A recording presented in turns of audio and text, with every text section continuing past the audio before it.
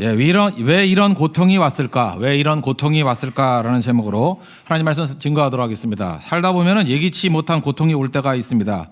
그때마다 우리는 이런 질문을 합니다. 왜 이런 고통이 왔을까? 근데 고통에는 메시지가 있습니다. 고통은 하나님의 인도하심이 있다라는 것입니다. 오늘 본문을 보니까 두 가지 의미가 있는 것 같은데, 하나는 방향수정입니다. 우리는 자연스럽게 놔두면요, 세상 기준은 안정을 추구하는 쪽으로 가게 돼 있습니다. 안정을 왜 추구하느냐? 익숙하기 때문에 그렇습니다. 근데 하나님의 길은 반대입니다. 하나님은 낯선 곳으로 우리를 이끌어간다는 것입니다. unfamiliar. 왜 낯선 곳을 이끌어가죠? 그래야 깊어지고 그래야 더 넓어지겠죠. 내가 원하는 곳으로만 간다 보면 익숙한 곳에 맨날 머무를 거 아닙니까? 그래서 하나님께서는 하나님이 인도하시는 길은, 그래서 우리가 느끼는 감정으로는 낯설미에요. 낯선 길로 자꾸만 이끌어 가신다는 것입니다. 그래서 넓어지게 만든다는 것입니다. 또 한 가지는 하나님께서 우리를 만나 주실 때는 진실할 때 만나 주시거든요. 중심에 진실이 있을 때. 바리새인은 만나지 않았습니다. 진실하지 않기 때문에. 대신 세리나 죄인들은 만나 주셨습니다. 진실하기 때문에. 가짜는 안 만납니다. 진짜를 만난다는 거예요. 그 언제 진실해집니까? 고통 때예요. 고통의 때, 부르짖을 때, 그때가 진실입니다. 그래서 진실의 하나님을 만나기 때문에, 그래서 부르짖음이 하나님을 만난다, 그것도 맞는 얘기지만 부르짖음이 진실의 표현이기 때문에 그렇습니다. 진실할 때 하나님이 우리를 만나 주신다는 것입니다. 그래서 오늘 다윗을 통해서 이 두 가지 메시지, 낯섦과 부르짖음, 이 두 가지를 만나는 시간이 되기를 원합니다. 첫 번째는 하나님께서 우리를 인도하실 때 이게 고통을 주시거든요. 근데 그 의미가 뭐냐? 안정이 아니라 낯설음을 만나라는 것입니다. 고통에는 뜻이 있습니다. 뜻이 있다는 건 뭐예요? 하나님의 섭리가 있다는 거죠. 하나님의 손길이 있다는 것입니다. 다윗이 자기 자신의 안정을 취하려고 블레셋 땅으로 도망을 칩니다. 아기스 왕에게 몸을 의탁합니다. 근데 1절에 보니까 블레셋과 이스라엘이 전쟁을 합니다. 아벡에 블레셋 사람은 진치고 샘 곁에 이스라엘은 진쳤습니다. 지금 다윗이 아기스에 뒤쫓아 다닐 입장이 아니잖아요. 근데 어정쩡한 입장으로 이렇게 뒤를 따라갑니다. 여러분, 세상의 길, 세상의 안정을 취하다 보면 반드시 이런 문제에 봉착하게 됩니다. 하나님이냐 블레셋이냐, 하나님이냐 세상이냐, 반드시 여기에 봉착하게 돼 있어요. 다윗도 마찬가지입니다. 이런 일에 봉착하게 되었다는 것입니다. 마귀는요, 우리를 어떻게 이끌어가느냐 하면은 다윗이 이스라엘과 전쟁하게 만들듯이 하나님의 교회와 싸우게 만들어요. 참 묘해요. 마귀는 항상 그래요. 그래서 우리가 큰 결심하지 않으면은 우군과 아군과 싸울 가능성이 아주 큽니다. 저도 어려움을 당했을 때 제가 처음에 결심했거든요. 아무리 억울한 일이 있고 아무리 모순적인 일이 벌어진다 할지라도 절대 교회하고는 싸우지 않겠다. 결심해야 돼요. 근데 마귀는 계속해서 글로 몰아가 버려요. 교회와 싸우도록. 그죠? 이스라엘과 싸우도록 다윗을 몰고 갔듯이 교회와 싸우도록. 이거 쉽지 않은 유혹이에요. 왜냐하면 가만히 있으면 이상하게 돼버리거든요. 그냥 안 싸우면 죽게 되거든요. 그래도 결심해야 된다는 것입니다. 그러지 않으면 이런 일들이 벌어지게 된다라는 거예요. 빨리 결정하지 않으면 상황이 결정하게 만듭니다. 시간이 결정하게 돼 있어요. 그래서 우리가 결정해야 됩니다. 그죠? 아무리 잘못되고 넘어진 케이스라 할지라도 절대로 나는 하나님 백성과는 다투지 않겠다. 하나님 편에 서 있겠다. 이게 꼭 필요하다는 거예요. 다윗이 위기가 왔습니다. 이스라엘과 전쟁을 했다 그러면 명성, 인기, 자기의 모든 것 다 날아가게 되는 위기 상황이었다는 것입니다. 그런데 우리가 믿는 하나님은 참 좋으신 하나님이에요. 은혜스러우신 하나님이에요. 하나님이 개입하셨죠. 블레셋 장군들이 다윗이 전쟁터에 같이 나가는 것을 원치 않았습니다. 그래서 3절에 보니까 이 히브리 사람, 이게 비하하는 표현이거든요. 이놈이 뭡니까? 이렇게 물었다라는 거예요. 근데 아기스 왕이 다윗을 변호해 줍니다. 디펜스 해줘요. 잘 보세요. 하나님이 변호를 해줘야지 이방 왕이 자기를 변호해 줘서야 되겠습니까? 하나님의 날개 아래 머물러 있어야지 이방 왕의 날개 아래 머물러 있으면 되겠냐고요. 이게 다윗의 모습이 아니죠. 근데 우리는 안정만을 추구하다 보면은 하나님이 주시는 안정이 아니라 세상이 주는 안정에 그냥 의지하려고 그러고, 하나님의 보호하심을 의지하기보다는 사장님의 보호를 더 의지하려고 그럴 때가 많다는 거예요. 하나님이 지켜주셔야 되는데 교수님이 나를 지켜줄 거라고 착각에 빠질 때가 많죠. 이게 어려움이 있다는 것입니다. 블레셋 장군들이 항의하죠. 4절을 보니까 뭐라고 돼 있어요? 이놈이 분명히 이스라엘과 화해할 건데, 사울왕과 화해할 건데 우리들 못 가지고, 우리 머리 가지고 화해할 거다. 도저히 불안해서 이놈하고는 같이 못 가겠습니다 라고 얘기했다는 거예요. 그러면서 블레셋 장군들이 다윗의 정체성, 아이덴티티에서 이렇게 얘기를 합니다. 5절 보니까 그는 사울은 천천, 다윗은 만만 하던 그 사람 아니냐고. 하나님의 사람 아니냐고. 우리가 헷갈리는 인생을 살면요, 원수가 와가지고 우리가 누구인지를 설명해 줍니다. 지금도 보면요, 그 목사가 어떠해야 되는지 안티들이 더 잘 알아요. 그래서 계속 설명해 줘요. 목사는 이러해야 된다. 잘 새겨 들으면 배울 게 많아요. 그 원수의 입에서 하나님 백성이 어떠해야 되는지 정확히 나와 있어요. 틀린 얘기 아니에요. 다 맞아요. 말은 다 맞아요. 그게 정체성이죠. 자기가 모르는 정체성을 깨우쳐 주더라는 것입니다. 저 사람은 하나님의 사람 아니냐? 다윗은 만만하던 그 하나님의 사람 아니냐? 깨닫게 되더라는 것입니다. 아기스 왕이 다윗을 보호해 줄 것 같이 보이죠. 근데 6절 7절을 보니까 다윗에게 이렇게 얘기합니다. 야, 문제 일으키지 말고 조용히 사라져라. 그 문제 생기면요, 막아주지 못합니다. 하나님은 어떤 상황 속에서도 우리를 보호해 주지만 세상의 보호는 오래 못 간다라는 거예요. 이때 8절 보니까 다윗이 굉장히 거절감에 사로잡히게 됩니다. 내가 뭘 잘못했다고 나를 이렇게 쫓아내십니까? 내가 열심히 한 것밖에 없지 않습니까? 여러분, 우리가 믿는 사람들이 세상에서 착각하는 것 중에 하나가 이거예요. 열심히 하면, 잘하면 세상이 인정해 준다고 생각해요. 안 그래요. 아무리 열심히 뛰어도요, 아무리 잘해도요, 세상은 용도 끝나면 우리를 버려버려요. 잊지 말라고요. 반대가 심하면 버려버려요. 그게 세상이라고요. 하나님은 어떠한 조건 속에도 우리 버리지 않는데 세상 의지하는 사람은 반드시 이런 일을 벌이게 됩니다. 그래서 항상 억울한 거예요. 나 열심히 일했는데 열심히 해서 어쨌다는 거예요. 그게 세상이 그런 건데.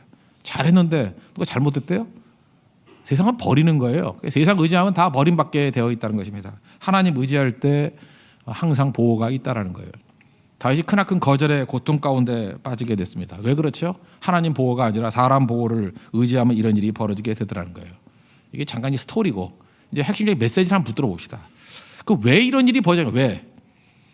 다윗은 안정을 추구했기 때문에 그렇다는 것입니다. 안정이 뭐예요? 익숙한 거. 우리 인생은 정말 지독합니다. 익숙한 거를 떠나지 않으려고 그래요. 왜? 익숙한 게 뭐죠? 내가 컨트롤할 수 있는 거예요. 내가 다 컨트롤할 수 있는 거. 그게 익숙한 거거든요. 하나님이 이끄시는 세계는요, 우리의 익숙함, 이게 내 평상시 삶에서 우리를 끌어내가지고 새로운 땅을 향하게 만드시거든요. 창세기 12장 1절 보니까 아브라함 부르실 때 뭐라 그래요? 너는 고향, 친척, 아버지 집을 떠나서 내가 내게 보여줄 땅으로 가라. 이게 뭐예요? 삶의 터전을 떠나라는 거 아니에요? 안정을 떠나라는 거예요. 익숙함을 떠나라는 거예요. 그러니까 어딘지도 몰라요. 내게 보여줄 땅, 그러니까 낯선 곳이죠. 낯선 곳을 향해서 나아가라는 거죠. 마가복음 8장을 보면은 제자도에 대한 말씀이 쭉 나오거든요. 제자도는 이러이러해야 된다. 그리고 맨 마지막에 이제 바디메오로 추정이 되는데 맹인에게 대해서 이렇게 말씀하세요. 마가복음 8장 23절을 보니까 맹인의 손을 붙잡으시고 마을 밖으로 데리고 나가사, 마을 밖으로 낯선 곳으로 끌고 나가셨어요. 그리고 고쳐주시고 난 다음에 26절을 보니까 마을에는 들어가지 말라. 안정적인 곳, 그리고 익숙한 곳에 머무르지 말라, 그 뜻이죠. 내가 너 고쳐줬으니까 이제는 낯선 곳을 향해서 나아가는 모습이 돼야 된다. 그게 제자라는 거예요. 여러분, 생명의 특징이 무엇입니까? 생명은 새로움이거든요. 새로움이란 건 뭡니까? 영원한 낯섦이에요. 하나님 믿고 의지해 보세요. 하나님 계속 우리에게 낯선 곳으로 이끌어가죠. 낯선 곳의 특징은 뭐예요? Can't control. 절대로 컨트롤이 안 되는 곳이에요. 그 컨트롤 안 되는 곳으로 우리 이끌어간다는 거죠. 그러니까 주님만 의지하게 돼 있죠. 우리는 알게 모르게요, 믿음이 있다 그러면서도 이래요. 하나님이 노후를 보장해 주고 뭐 이런 거 믿지 않고요, 연금이 나를 보장해 준다고 생각하고 보험이 나를 보장해 준다고 생각해요. 그래서 죽어라 지금부터 그 싸움만 벌이는 거예요. 뭐 많이 준비해 놓으면 안정이 될 거다. 한 방에 훅 가요. 한 방에 날아가 버린다고. 그게 우리 절대로 보호해 주지 못해요. 그 전에 죽으면 어떡할 거예요? 어리석은 부자 그런 얘기 하잖아요. 창고 12개 지어놓고 난 다음에 이것이 나를 보호해 줄 거다. 그때 하나님 뭐라 그래요? 오늘 밤 너 데려갈 건데 누구 거 될 거니? 그건 어리석은 부자예요. 우린 부자의 액센트를 주는데 그 rich fool이에요. 원래 원문은 rich fool, 부자인 바보예요. 그러니까 rich는 형용사일 뿐이에요. 중산층 바보도 되게 많아요. 우리 대부분 중산층 바보야. 또 가난한 바보도 있어요. poor도 있어요. 그죠? 가난하면서 바보도 있다고. 바보 이야기. 안정 추구할 때는 가난하던 부자가 됐던 중산층이 됐던 다 바보라는 거예요. 하나님 말씀대로 순종해 나아갈 때 익숙함을 깨버리고, 그리고 낯선 곳을 향해서 나아가는 모습이 있어야 된다는 것입니다. 그래서 안정을 추구하고 익숙함을 추구하면요, 뭐 힘이 생기면 이런 거예요. 지금 방석이 있죠. 그러면 돈 생기면 뭐 하죠? 어떻게 하면 더 푹신한 방석을 둘까? 그 다음에 돈이 더 생기면 어떡하죠? 어떻게 하면 이거를 멋있게 보일까? 그래서 방석에 다이아몬드 박아. 그래서 엉덩이 찔리고. 불편해도 뽀대가 나거든. 그러니까 그런 거 하는 거예요. 그러니까 확장 이런 거밖에 없어요. 세상에서 하는 일이 다 그거 아니에요? 여러분 돈 무지 벌었더니 움직여 다니는 건 문제가 없죠. 계속 좋은 차만 사죠. 더 좋은 차, 더 좋은 차, 외제차, 스포츠카, 뚜껑 열리는 차. 뭐 이런 거 아니에요? 뭔 차이가 있어요? 다 허망한 일들이지. 그 왜 그래요? 생명이 아니기 때문에 그렇다니까요. 근데 생명으로 주님께서 우리를 이끌어 가시면 생명은 생식이 가능해요. 생식이 가능하다는 건 뭐예요? 생명을 또 낳는 거예요. 그래서 또 다른 생명들을 살릴 수 있고 또 다른 생명을 낳게 되는 일. 그래서 아브라함의 자손을 만들어내는 거예요. 이게 생명의 능력이라는 것입니다. 우리가 인간이 얼마나 자기 자신의 그 안정을 추구하는지 예수님이 베드로 부르실 때 이렇게 부르죠. 요나의 아들 베드로야. 요한의 아들 베드로야. 똑같은 이름인데 요나의 아들 시몬아. 그러니까 언제나 아버지 이름으로 불림 받은 거예요. 그 안정이거든요. 그거 떠나서 이제는 요한의 아들 시몬이 아니고 이제 베드로라고 부를게. 무슨 얘기예요? 낯선 곳에 향해서 나아가라 그런 얘기죠. 그 깊은 곳에 가서 그물 던지라 그것도 그거 아니에요. 거기 고기 잘 안 잡히는 곳이거든요. 낯선 곳을 향해서 고기 잡으려고 그물 던지니까 잡히잖아요. 하나님께서 이끄시는 길은 뻔한 길 아니에요. 언제나 낯선 곳을 향해서 우리를 이끄신다는 것입니다. 알아요, 몰라요? 보여줄 땅이에요, 몰라요. 저도 개척을 해보니까 이런 건지 몰랐어요. 가면서 알게 되는 거예요. 여러분들도 속았죠? 이런 건지 몰랐죠? 우리 교회가 홍세교회가 아니라 빡세교회라 그러던데 이렇게 빡셀지 몰랐죠? 저도 몰랐어요. 이게 잘 모르는 거거든요. 가면서 이제 알게 되는 거라는 것입니다. 참 힘든 거죠. 그런데 이렇게 하나님 말씀 앞에 순종하면서 낯선 곳을 향해서 한 걸음 한 걸음 나가면서 바뀌는 거예요.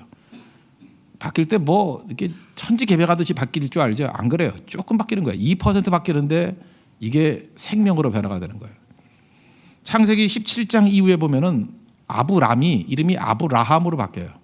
하나님 신뢰하면서 이제 낯선 곳을 향해 나가면서 하나님의 능력으로 이제 바뀌는 거예요. 이름이 아브람은요. 아브가 아버지고 람은 높다는 뜻이거든요. 높은 아빠 그런 뜻이에요. 높은 아버지. 그러니까 잘난 아버지, 높은 아버지. 아브라함 딱 한 끗 차이인데 아브라함 이름 비슷하잖아. 아브라함이나 아브라함 2% 조금 바뀌었는데 이거는 뭐냐면 많은 무리란 뜻이에요. 많은 무리의 아버지. 성경에는 열국의 아버지 이렇게 번역이 돼 있죠. 넓어진 거예요. 그죠? 높이로 가던 사람이 이제 하나님 만나니까 넓어지는 거예요. 그래서 열국의 아버지가 돼요. 그러니까 deep and wide, 깊어지고 넓어지게 되더라는 거예요. 사레라는 이름의 뜻은 그 와이프 이름은 지배자라는 뜻이에요. 지배자. 내가 이렇게 지배한다. 그런데 사라가 됐어요. 이거는 다수의 엄마 그런 뜻이에요. 그러니까 열국의 어머니라고 번역이 됐죠. 그러니까 이 넓어지는 거죠. 언제 넓어지죠? 이기주의자는 쪼그라들게 돼 있다니까요. 하나님을 향하고 표대를 향하고 이웃을 향하고 그리고 향함이 있잖아요. 그래 넓어지죠. 그 deep and wide. 하나님께서 2% 바꿔가지고 생명의 모습으로 변화시켜 주시더라는 것입니다. 그래서 익숙함에 머무르면 이상하게 생명이 없어요. 근데 하나님 말씀대로 순종하면 한 번도 안 가본 데 꼭 가자 그래. 뭐 인도도 가자 그러고 뭐 네팔도 가자 그러고 꼭 왜 가요 거기를? 그저 들어보지도 못하는데 잠깐만 끌고 가고 해보지 않은 일도 잠깐 하게 만들어요. 하나님이 이끄시는 길이에요. 거기에 생명이 있다는 것입니다. 창세기 18장을 한번 보세요. 이름 바뀌고 난 다음에 아브라함이 어떻게 변했는지를 한번 샘플 하나 보여주는 거예요. 모르는 사람이 3명 왔어요. 낯선 사람이죠. 낯선 거에 대해서 익숙하지 않은 사람은요 이거 거절해요. 근데 최고로 환대해요. 그게 누구였어요? 천사고 그게 구약의 예수님이죠. 셋이 왔다 둘이 가니까. 그죠? 예수님이라고. 그러니까 구약에 오신 예수님을 영접하게 되었다는 것입니다. 그 장면 읽으면서 생각나는 거 하나 없어요? 누가복음에 보면은 엠마오로 내려가던 2 제자. 길 가다가 낯선 사람을 만나요. 그래서 대화를 쭉 나누고 난 다음에 저녁이 됐어요. 근데 이 사람은 계속 가려고 그랬대요. 왜 그랬을까요? 돈이 없어서. 잘 곳이 없고 먹을 것이 없어서. 환대하죠. 우리랑 같이 유합시다. 같이 밥 먹읍시다. 그래서 낯선 이를 영접해요. 그랬더니 눈이 밝아져서 예수님이 알았다면서요? 그거 모르세요? 잘 보세요. 우리는 전부 다 낯선 거에 대한 거부감이 다 있어요. 안정, 익숙함. 맨날 이렇게 비슷한 거 그렇게 쪼그라들죠. 근데 하나님께서 그를 바꿔주셨어요. 아브라함으로, 사라로. 그러니까 낯선 거에 대해서 받아들이잖아요. 그때 생명의 역사, 하나님의 능력이 나타난다는 것입니다. 익숙하면은 하나님이 없어요. 낯선 곳에 하나님이 있다라는 것입니다. 어떻게 낯선 곳으로 가느냐? 일부러 갈 필요 하나도 없고요. 하나님 말씀 앞에 순종하면 말씀은 우리를 안정을 이끌지 아니하고요. 세상이 주는 안정이 아니라 낯선 곳을 향해서 이끌어 간다니까요. 거기에 살아계신 하나님의 역사가 있다는 것입니다. 이걸 신약에서는 사도행전에서는 또 땅끝이라고 표현도 했어요. 땅끝이 왜 가요 거기를? 낯선 곳을 향해서 나가게 만든다는 것입니다. 낯선 일을 하는 거예요. 하나님이 일하시는 방법이고 크게 만드시는 길이라는 것입니다. 익숙함이 아니라 그러니까 익숙한 것과 결별하고 어떤 분은 이걸 뭐 책 제목으로 삼았죠. 익숙한 것과 결별하고 하나님이 이끄시는 길은 굳이 정의를 내린다면 낯선 곳이에요. unfamiliar. 그것을 향해서 나아갈 수 있는 믿음의 종 되기를 바랍니다. 또 한 가지는 이 낯선 곳에 나가게 되면 느끼는 게 뭐냐면 내가 얼마나 무능한지 또 낯선 곳을 가면 뭐가 보이냐면 그들의 아픔이 보이기 시작한다는 것입니다. 나는 무능하고 아픈 사람들이 있어요. 그러면 내가 할 일은 뭐죠? 할 게 하나도 없어요. 그러니까 뭘 하죠? 소리치는 거예요. cry out. 그게 부르짖음이라는 것입니다.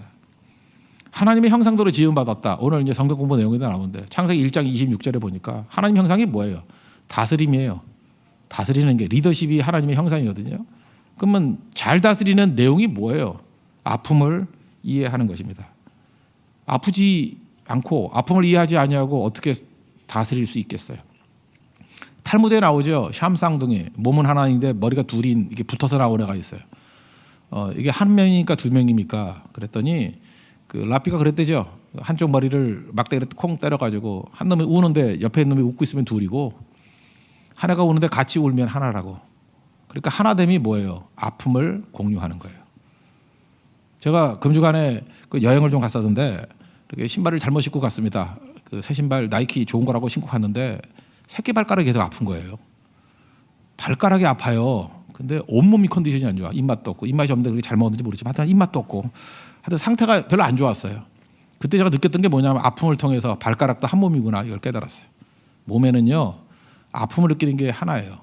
여러분 어디까지가 하나됨입니까? 그럴 때 아픔을 느낄 때 하나됨이 있는 거예요. 그 우리 몸이 한 몸이 되는 위치가 어디야? 아픔을 느낄 때까지가 한 몸이에요. 그거 아닌 건 딴 몸이죠. 그러니까 리더십이란 게 뭐예요? 다스리는 건데 한 몸으로 다스리는 거 아니에요? 그 아픔을 느끼는 게 사실은 진짜 능력이라는 것입니다. 그래서 아픔을 모르는 건 아무것도 아니라는 거죠. 이여름 교수님 계시죠? 이분이 최근에 인터뷰를 하나 했던 게 이제 제가 봤는데 인공지능이 요즘에 AI라 그래서 굉장히 그 유행하고 있지 않습니까? 인공지능이 인간을 지배할 수 있는가 이런 질문에 그 인터뷰였어요. 그때 이분이 이렇게 얘기하더라고요. 비유를 하나 들면서 인간하고 말하고 경주를 한다. 누가 이기겠느냐? 누가 이기죠? 물론 말이 이기죠. 같이 뛰면은 말이 더 빠르니까. 그런데 말하고 인간하고 경주할 때 같이 뛰는 자가 어디 있냐는 거예요. 그죠? 직접 뛰면 말이 이기겠지만 말을 올라타고 있으면은 인간이 이길 수도 있죠. 말이 아니라 자동차를 올라타고 있으면 이길 수 있죠. 그러니까 질문이 바뀌어야 된다는 거예요. 그죠?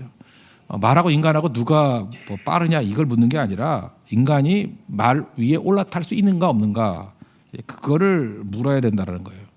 그러면 인공지능도 마찬가지라는 거죠. 인공지능이 계산 잘하느냐 인간이 잘하느냐. 계산상 인공지능이 더 잘하겠죠. 근데 그건 질문이 아니고 인공지능을 인간이 활용할 수 있느냐 없느냐 그 위에 올라탈 수 있느냐 없느냐 이게 더 중요하다는 거죠. 인공지능이 인간의 머리보다 더 빨리 돌기 때문에 인간은 망한다 이 얘기는 말이 인간보다 빠르기 때문에 인간은 말 때문에 망한다 하고 똑같은 얘기라는 거예요. 그럴 수 없다라는 거죠. 그러면서 어느 대학생 이야기를 이게 해주더라고요. 저도 비슷한 얘기를 뭐 많이 들었었는데 알파고하고 이세돌하고 싸우지 않았습니까? 그래서 알파고가 이겼죠. 그때 많은 사람들이 두려움을 느낀다 이렇게 얘기를 했는데 그 대학생은 자는 전혀 두려움을 느끼지 않는데요. 왜냐? 그러면서 자기 일화 에피소드를 하나 설명해 주는데 동네 형하고 이제 바둑을 뒀답니다. 동네 형이 바둑을 무지무지하게 잘 두는 형이래요. 근데 이제 100점 100패예요. 그래서 자기 삶의 목표가 형한테 이기는 게 목표였대요. 그래서 다 포기하고 오직 바둑에만 집중했대요. 또 두고 또 두고 또 두고. 그러다가 드디어 그 형을 이겼대요. 그게 자기에게 동기부여가 돼가지고 자존감이 생겨가지고 용기를 얻었다는 거예요. 그 힘으로 또 안 될 게 없다. 그래서 공부 열심히 해가지고 대학에도 합격을 했답니다. 너무 고마워가지고 그 형 찾아갔대요. 형 때문에 내가 이기는 법도 알게 됐고 용기를 얻게 돼가지고 형한테 이겨가지고 내가 공부해도 되겠다는 마음 먹고 대학까지 합격했다고 감사하다고 그랬더니 그 형님이 그러대요. 난사한 표정을 지으면서 내가 져준 거야 그러더라는 거예요. 그때 한 번 또 깨달았다는 거예요. 져줄 줄 아는 힘, 그게 진짜 힘이라는 거예요. 알파고는 져줄 수 있는 힘이 없어요. 아무것도 아니에요. 근데 인간만이 엄청나게 능력이 있음에도 불구하고 그 사람이 아픔을 하는 거예요. 얘가 지금 잠깐만 달려들어가지고 이런 거니까 얼마나 힘들어할까. 져줄 수 있는 거예요. 그 아픔을 이해하는 능력 아니에요? 그 대학생이 그러더라는 거예요. 알파고가 이렇게 져줄 수 있는 힘까지 갖는다 그러면 내가 그 앞에 무릎 꿇지만 그러지 않으면 절대 무릎 꿇지 않겠다고. 이사야서 11장 6절부터 9절까지 보면은 하나님 나라의 모습을 이렇게 묘사해요. 저는 우리 교회도 이런 교회가 되었으면 좋겠습니다. 될 거예요. 이리가 어린 양과 어울려 놀고 표범과 어린 염소가 함께 눕고 어린아이가 독사의 입에 손을 집어넣어도 물지 아니하고. 이게 무슨 얘기예요? 맹수가 맹수되지 않는다는 거죠. 힘이 엄청나게 있는 거예요. 있음에도 불구하고 그 힘을 누구를 지배하거나 누구를 넘어뜨리는 데 사용하지 아니하고 어울릴 수 있는 힘. 이게 져줄 수 있는 힘이죠. 우리 맨날 이기고 지는 것밖에 없잖아요. 이게 무슨 하나님의 나라예요. 그래서 이게 아픔을 이해하면 그 아픔 가지고 이길 수도 있고 질 수도 있고 그런 거겠죠.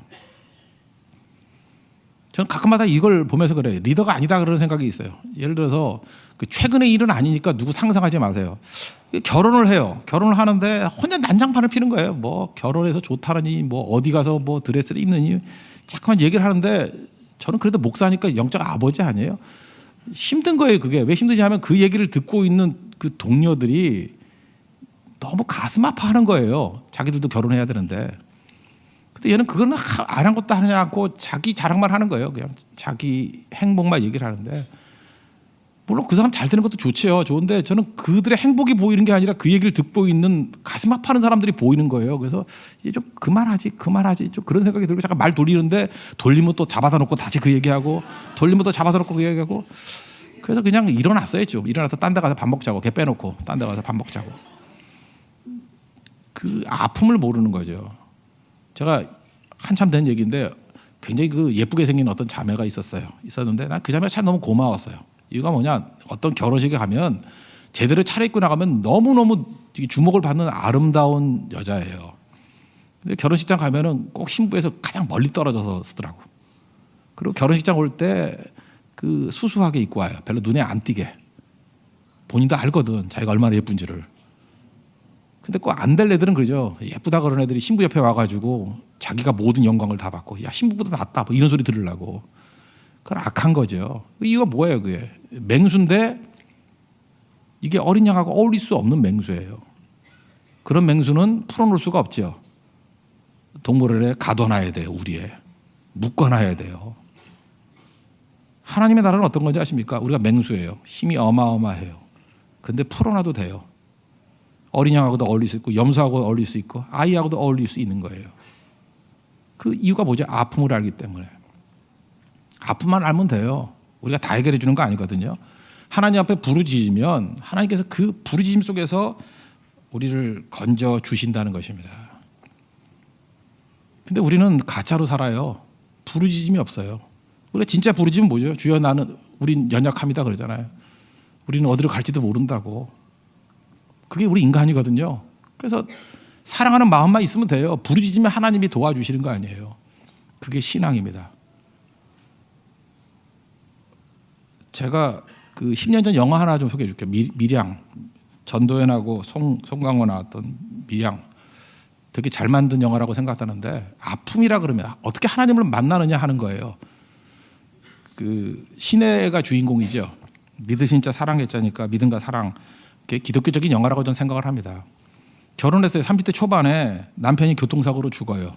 근데 신혜는 알고 있어요. 바람피다 죽은 거. 그렇지만 절대 얘기 안 해요. 왜냐하면 쪽팔리거든. 허세예요. 허세. 분노는 있지만 말 안 해요. 허세로. 그리고 아들 데리고 남편의 고향인 밀양을 향해 갑니다. 그러니까 되게 고상해 보이죠. 남편 죽고 난 다음에 아들 데리고 남편의 뜻을 받들기 위해서 살아가는 여인같이 되게 고상하잖아요. 그래서 전도연을 뽑은 것 같아요. 그죠? 고상해 보이니까. 인간은요 어려운 가운데서 삶의 정당성을 추구합니다. 하여간 우리 인간이 지독해요. 끝까지 삶의 정당성. 허세예요, 허세.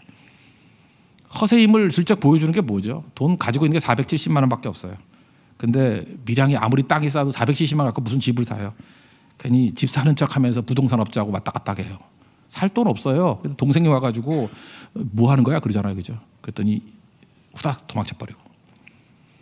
그렇게 허세 부리는 거야, 허세. 서울에서 내려왔으니까 뭐 돈 좀 있는 척. 그 허세의 제스처 때문에 아들이 유괴 당하죠. 그것 때문에 그게 기회가 돼가지고 아들이 유괴 당하고 죽어요.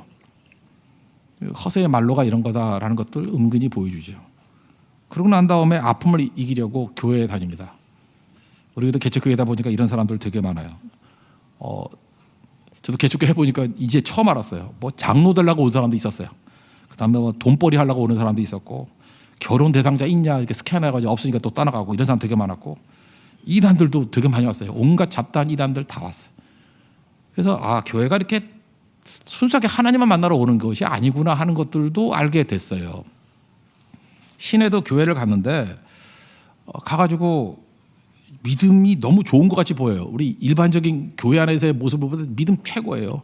앞자리에 앉아서 말씀마다 아멘 할렐루야 눈물 흘리고 진실해 보이고 그럼 다 인정해 주잖아요, 그죠? 저거 최고라고. 그래서 간증 시키니까 나가서 간증 집회 하는데 다 눈물바다 만들어 놓고 말을 얼마나 더 잘하는지.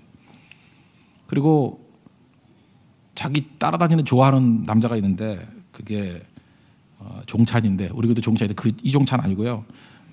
송강호예요. 송강호가 종찬이가 껄렁껄렁해요. 이 사람 누가 봐도 껄렁껄렁해요. 그냥 한량이에요. 근데 교도소 가가지고 유괴범을 용서해 주겠다고. 그때 종찬이가 했던 얘기들을 잊지 마십시오. 마음으로 용서했으면 됐지. 거긴 뭐하러 가요? 그렇게 얘기한다고. 마음으로 용서했으면 됐지. 하나님 앞에 용서했으면 됐지. 너 믿으니까. 도대체 교도소 면회 가서 말할 게 뭐가 있냐고. 한참 설득해도 꼭 가겠대. 그때 성가가 그러잖아요. 성자도 아니고 뭐 때문에 거기 가냐고. 이게 또 허세거든요. 내가 유괴범까지도 용서했다라는 허세를 부리려고. 그게 믿음 생활을 허세로 하는 거예요. 하나님 만나서 하는 게 아니고 자기 정당성을 위해서 하는 거예요. 근데 이거는 종찬이는 다 알아요. 이유가 뭘까요? 교회를 안 다니기 때문에. 생각보다 교회 안 다니는 사람이 허점 더 잘 볼 때가 있어. 네가 성자도 아니고 뭐 하는 거냐? 아닌 거죠. 이제 허세가 언제 깨지죠? 유괴범 만났더니 화사한 얼굴 띠면서 하나님께 용서 다 받았대. 다 받았대. 자기도 예수 믿고. 나오다가 쓰러져 버리죠. 기절해 버리죠. 그때부터 여자가 팍 가는 거예요. 허세가 사라지기 시작하죠. 아픔을 이해하지 못하는 게 무슨 용서냐. 그때부터 이제 메시지가 나오는 거예요. 그 유괴범도 마찬가지고 이 허세도 마찬가지예요. 진짜 아프면 하나님 앞에 아픔을 얘기를 해야지. 아픔이 해결되지 않고 난다면 뭔 얘기를 하는 거예요. 그 다음부터 시내가 이제 뭐 반기독교 세력이 돼버린 거예요. 교회 부흥에 방해하고, 그 다음에 교회 장로님 유혹하잖아요. 장로님 막 유혹하고, 목사를 유혹하는 게 다행이야, 그죠? 장로님 막 유혹하고. 근데 유혹에 넘어가 또 장로가. 그랬더니 하늘 향해서 외치잖아요. 당신, 하나님이, 하나님께 당신 이거 보여? 이게 보이냐고. 이게 교회냐? 그렇게 막 삿대질을 할 때 우리가 느끼는 게 뭐예요? 시내는 진짜 하나님 앞에 서 있는 거죠. 이전까지는 하나님 앞에 서 있지 않았어요. 허세였어요, 다. 사람 눈이었어요. 근데 이게 소리 지르고 부르짖는 이때 진짜 하나님 앞에 서 있는 거 아니에요? 하나님 뭐 하냐고. 그게 하나님 만나는 사건이에요.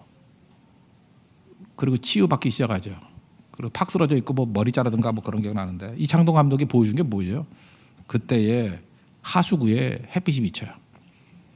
이게 시크릿 선샤인, 뭐 밀양, 뭐 이름의 뉘앙스도 있겠지만 거기에 하나님의 임재가 있는 거예요. 부르짖음 속에. 시편의 많은 부분들 보면요, 논리가 아니에요. 부르짖음이에요.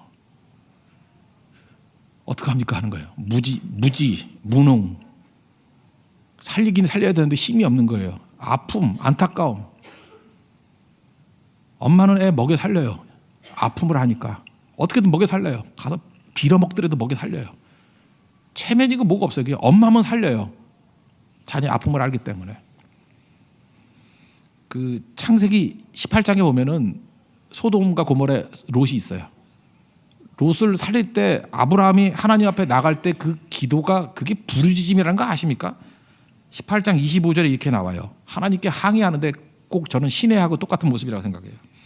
하나님, 의인을 악인과 함께 죽이시는 건 부당해요. 하나님 앞에 부당하다고 얘기를 해요. 의인과 악인을 같이 하심도 부당합니다.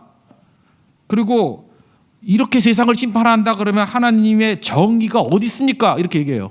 하나님 앞에 부당하다, 부당하다. 하나님은 정의롭지 못하다. 신하가 얘기하시는 거 똑같은 거 아니에요? 왜 이렇게 외쳤을까요? 논리가 아니에요. 롯을 살려야 되거든.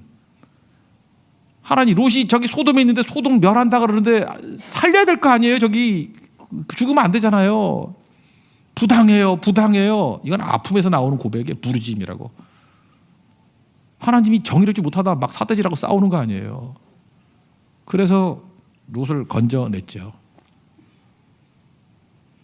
다윗 다 허세거든요. 30장 넘어가면은 돌아왔더니 아말렉이 시글락 다 점령해가지고 뭐 처자식들 새끼들 다 끌고 갔죠. 부하들이 와가지고 돌로 쳐 죽인다 그럴 때 그때의 허세 다 사라지고 부르짖잖아요. 다급해서 하나님께 부르짖어서 새로운 용기를 얻고 이겼다. 그 얘기가 나오지 않아요? 이게 신앙이에요. 교회 놀이 그만해야 돼요. 교회 놀이 그만해야 되고 하나님을 믿고 의지한다라는 거는 하나님 앞에서 내 무능함을 인정하는 거예요. 그리고 아픔을 보는 거예요. 나는 힘이 없는데 아픔이 보여.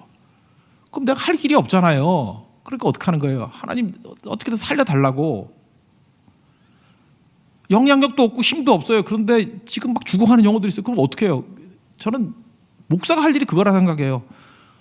너무 안타까워서 부르짖는 거예요. 우리 가장들이 할 일이 그거 아니에요? 하나님 부르짖어야죠. 그건 아픔을 보는 사람만이 부르짖는 거라고. 그럼 하나님이 건져주시는 거예요. 그게 구원입니다. 그게 믿음이고. 뒤집어 놓고 보면 가만히 놔두면 우리 어디로 가요? 맨날 안정. 블레셋 찾아간다고요? 세상이 우리에게 안정 못 줘요. 그거 망하는 길이에요. 하나님 따라가는 길은 이제 순종이에요. 순종하면 하나님은 알아서 우리를 낯선 곳으로 이끌어가요. 낯선 곳에 하나님의 구원이 있습니다. 그게 넓어지는 거예요. 거기에 생명이 있고. 그리고 거기서는 우리 아픔을 보거든요. 근데 우리가 할 길이 없어요. 하나도. 그러니까 아브라함 같이 부르짖는 거예요. 바디메오 같이 부르짖는 거예요. 어떡할 거예요? 부르짖어야지. 다윗의 자손이야 나를 불쌍히 여겨서 부르짖어야죠. 그럼 눈 뜨잖아요. 하나님이 눈 뜨게 만드는 거죠. 소돔과 고모라 망하는데 어떡할 거예요? 막 소리 질러야죠. 하나님 부당해요. 하나님 정의롭지 못해요. 그 부르짖음에서 생명 역사가 나타나기 시작한다는 것입니다. 한 해 동안에도 여러분 잊지 말고 하나님께 순종하십시오. 순종은 낯선 곳을 향하는 길이고 부르짖는 길이라는 거예요. 거기에 생명의 능력이 있습니다. 그런 구원이 있는 하나님 용되기를 축원합니다. 모두 자리에서 일어나겠습니다. 하나님 한 번 더 나를 찬양하겠습니다.